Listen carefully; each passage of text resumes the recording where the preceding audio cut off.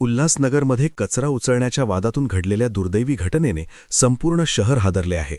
सफाई कर्मचारी महादू जगताप यांची निर्घृण हत्या करण्यात आली। या घटनेचा धक्का सहन न झाल्याने त्यांच्या पत्नीनेही आत्महत्या केल्याची माहिती समोर आली आहे। त्यामुळे 2 लहान मुले अनाथ झाली आहेत। या घटनेनंतर शहरात संतापाचे वातावरण निर्माण झाले असून पीडित कुटुंबाला न्याय मिळावा यासाठी अनेक सामाजिक कार्यकर्ते आणि नागरिक पुढे आले आहेत। या प्रकरणाची माहिती मिळताच उल्हासनगर महानगरपालिकेच्या महापौर अश्विनी निकम आणि शिवसेनेचे अरुण आशान साहेब यांनी घटनास्थळी भेट देऊन पीडित कुटुंबियांची भेट घेतली। त्यांनी कुटुंबाला आश्वासन दिले की त्यांच्या सर्व मागण्या पूर्ण करण्यासाठी प्रशासनाकडे पाठपुरावा केला जाईल। तसेच लढा कामगार संघटनेचे संस्थापक संदीप गायकवाड यांनीही महादू जगताप यांच्या मुलांना न्याय आणि मदत मिळावी यासाठी आवाज उठवला। दरम्यान पोलिसांनी आरोपीला अटक केली असून पुढील तपास सुरू आहे। या घटनेमुळे उल्हासनगरमध्ये मोठी खळबळ उडाली असून नागरिकांनी आरोपींवर कठोर कारवाई करण्याची मागणी केली आहे।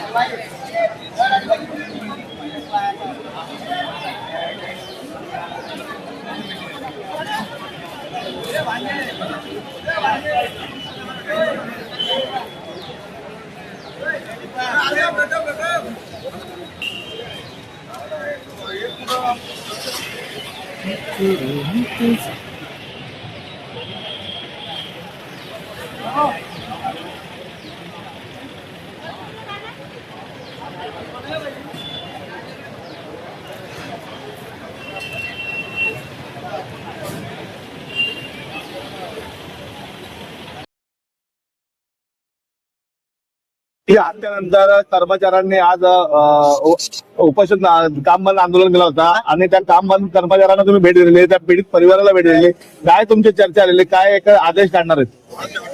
आंदोलन म्हणता येणार नाही। आजची जी घटना घडली ती अत्यंत दुःखदायक आहे। कालच्या या घटनेनंतर त्यांच्या पत्नीने पण ते जीवन संपवलं, म्हणजे एकाच कुटुंबातले 2 व्यक्ती जाणं ही घटना अत्यंत दुर्दैवी। त्यामुळे आजचं काम बंद आंदोलन हे म्हणता येणार नाही, कारण ही कौटुंबिक ही परिवार आहे आणि हा परिवार हा संपूर्ण त्यांच्या अंत्यविधी करता आणि त्यांच्या झालेल्या दुःखाकरताही सगळे जमा झालेले आहे। महापौरांच्या वतीने कंपनी प्रशासनाकडनं आपण त्यांच्या कुटुंबातल्या त्या 2 मुलांना कंपन्सेशन त्यांच्या नावावर FD करून आपण देणार आहोत। काही कर्मचाऱ्यांच्या ज्या काही मागण्या आहेत, खास करून एक वेळेची मागणी आहे जी सकाळी 6 वाजता असते, त्याच्यामुळे महिलांना त्रास होतो। आज संपूर्ण हे कर्मचारी भयभीत आहेत।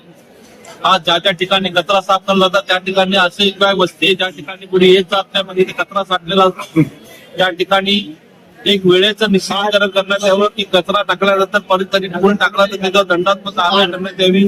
परंतु आजच्या दिवशी आम्ही कुठल्याही कारवाई करण्यापेक्षा आम्ही त्यांच्या दुःखामध्ये आम्ही शिवसेना परिवार महापौर अश्विनी निकम मॅडम आम्ही संपूर्ण त्यांच्या परिवारांच्या दुःखामध्ये सामील आहोत। येत्या गुरुवारी दुपारी 4 वाजता कंपनी प्रशासन आणि कर्मचाऱ्यांची एक बैठक महापौरांच्या दालनामध्ये आयोजित केली जाईल।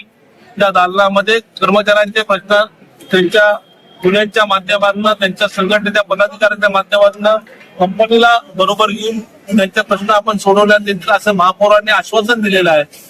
आजच्या दुःखद घटनेमुळे आम्ही तीव्र दुःख व्यक्त करतो। त्या संपूर्ण परिवारांच्या मागे शिवसेना परिवार आम्ही संपूर्ण उल्हासनगरवासी त्यांच्या पाठीशी आहोत।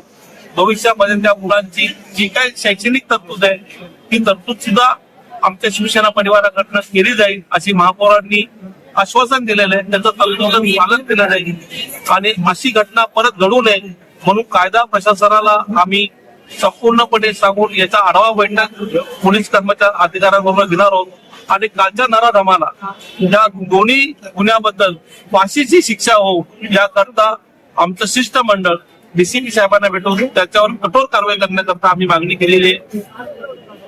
महादू जगताप त्यांची पत्नी आता यांची बॉडी सेंट्रल हॉस्पिटलला आहे, परंतु त्या कर्मचाऱ्याने परिवाराने ती बॉडी घेण्याचा नाकार केला होता। आता काय त्यांचा मनधरणी झाली का?